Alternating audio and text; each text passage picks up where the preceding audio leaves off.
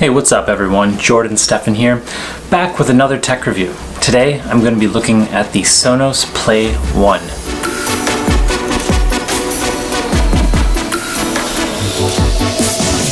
So I picked one of these up as an early Christmas present to myself.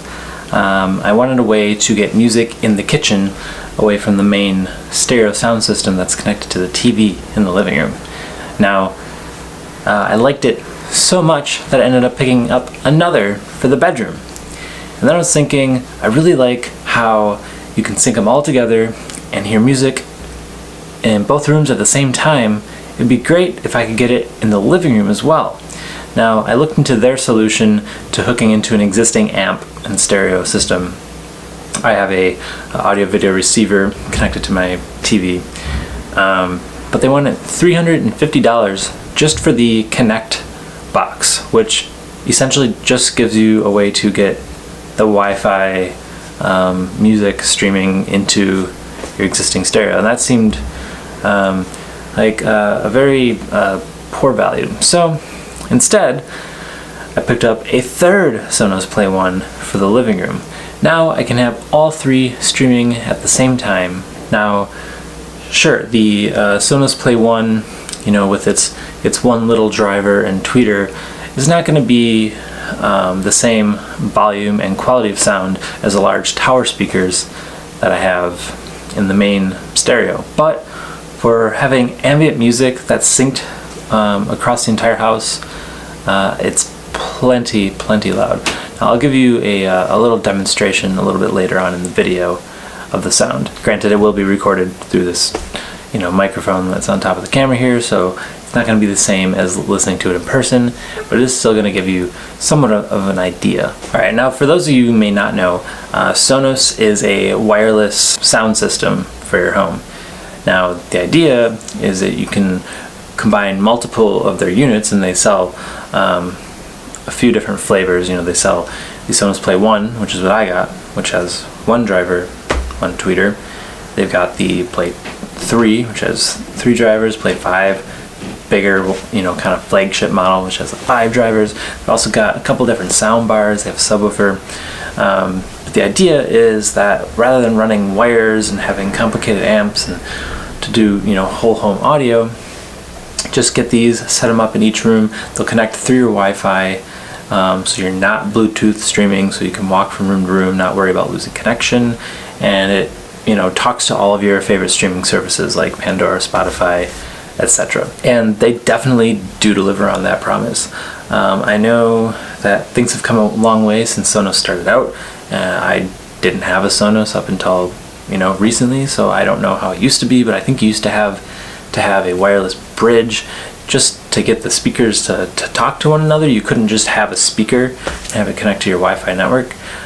So that's for sure changed. I don't have any wireless bridge, just the speaker connects to my Wi-Fi, and just the support for all the different music services. I primarily use Spotify and Pandora, works great with those. And there's also a Sonos skill for Amazon Alexa.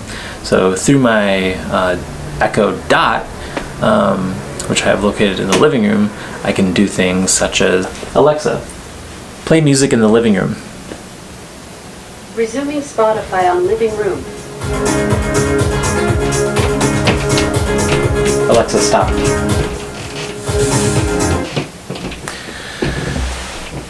So that's fun as well. Now, setup through the app is fairly straightforward.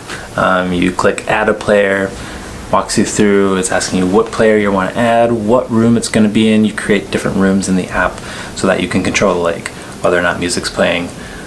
For example, in my apartment, the kitchen, bedroom, or living room, I can have 1, 2, all 3. I can have different music playing in each room as well, which my apartment's fairly small, so that would be kind of noisy and distracting, but I could see in a larger home that would be kind of useful, have different vibe in each area of the house. And by grouping them like that, using the Amazon Echo, when I say play music in living room, that living room is already grouped with the bedroom and the kitchen, and So when I say play music in the living room, it'll automatically play on all three of the speakers because it's already been grouped. There's also a audio calibration feature that's part of the app, where it actually uses your phone's microphone to pick up the sound signature in your room. You kind of walk around the room waving your phone up and down while it plays this pulsating tone, and it picks up the different reflections, reverberations, high, peaks, valleys in the sound image, and then equalizes your speaker to sound the best in that room. I noticed after doing that, in all of the cases, I get a much more bright, crisp, clean sound out of the Sonos that without doing the calibration, it sounded almost a little muddied. So I would definitely recommend doing that audio room calibration if you have a Sonos. Now the app itself has different music playback capabilities. I don't use this app to play music. I basically use the app for setup, to group the speakers, and maybe if I wanted to turn off one or the other. But in general, I play to Sonos from the app itself.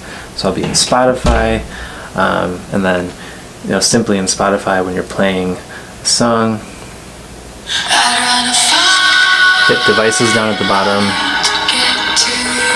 and then choose, in this case, living room +2, which will sync it to all of the speakers like that. And then I control and browse and play music through the Spotify app or Pandora, etc. I find that to be much better of a user experience than the Sonos app.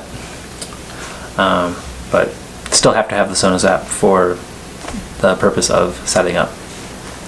Now the speakers also have buttons, physical buttons on them to pause and stop the music. You can also long press the play pause button to get that speaker to drop out or join the group that's currently playing. So you don't always have to go into the app if you don't want to. I find it's often much quicker to just walk over to the speaker, push the button for a few seconds, and it'll turn off in that particular room. Adjusting the volume while you're in your music app such as Spotify will raise and lower the volumes in all the speakers at once. If you want individual control, you do have to go into the Sonos app itself or use the individual volume up and down buttons on the speakers. Alright, now for that play test I promised you. I'm using a Rode Video Micro on top of my camera, plugged directly into the camera, and I'm just going to point the camera right at the speaker about 3 feet in front of it. So you should get a fairly good example of how this sounds. If you're listening to this on your phone or laptop, please plug in your headphones. If I could make your blood warm, turn your heartbeat into mine.